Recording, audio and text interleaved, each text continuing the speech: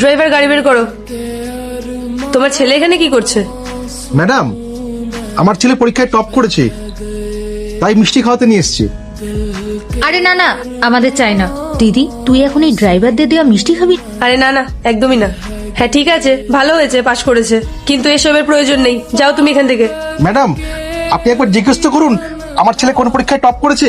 আরে হ্যাঁ হ্যাঁ ঠিক আছে, যে এক্সামই টপ করুক না কেন, কি লাভ তাতে? কালেক্টর তো নিশ্চয়ই হয়ে যাবে না। আলটিমেটলি ড্রাইভারেরই ছেলে, শেষমেশ কি করবে? সেই তো ওকে আমাদের মতন বড় লোকদের বাড়িতেই কাজ করতে হবে, সেটা ড্রাইভারের হোক বা কোনো গার্ডের।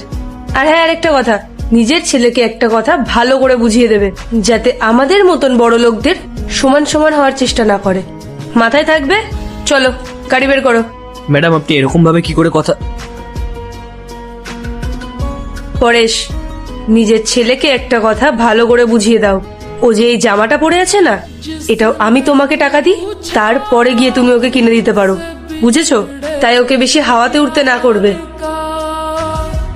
বুঝিয়ে দিও নিজের ছেলেকে এগুলো। খুব অসভ্য তো তোমার ছেলে। ঠিক আছে ম্যাডাম, ম্যাডাম আমি ওকে বুঝিয়ে বলে দিচ্ছি। আসলে ও ছোট তো, এখন সবকিছু বুঝে উঠতে পারেনি। বাবু, তুমি বাড়ি চলে যাও, আমি আসছি বিকালে, দেখা করছি। হ্যাঁ চলুন। এসেছে আমাদের সমান সমান হতে। বাবু, তুমি বাড়ি যাও।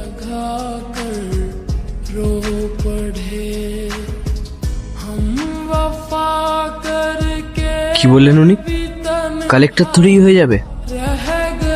এবার তো কালেক্টর হয়েই দেখাবো। ম্যাডাম, আমাকে ডেকেছিলেন? হ্যাঁ ডেকেছিলাম। কালকে কোথায় ছিলে তুমি?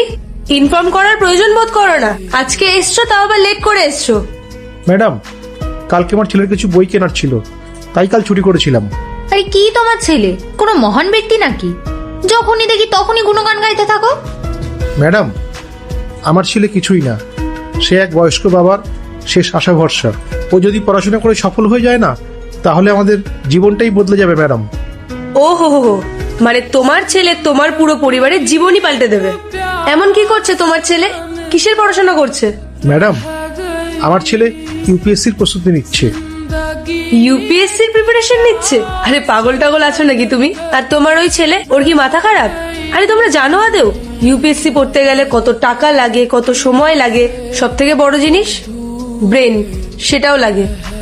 আর তোমাদের মতন লোকজনদের দ্বারা না এইসব সম্ভব না। কখনো শুনেছো তুমি যে একজন ড্রাইভারের ছেলে আইএস হয়েছে?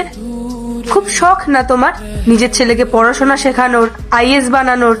আর ওই চক্করে পড়ে আমাদের বাড়িতে তুমি ছুটি করতে থাকো, আর স্যালারি কাটলেই কান্নাকাটি করতে শুরু করে দাও। চলো, তুমি একটা কাজ করো,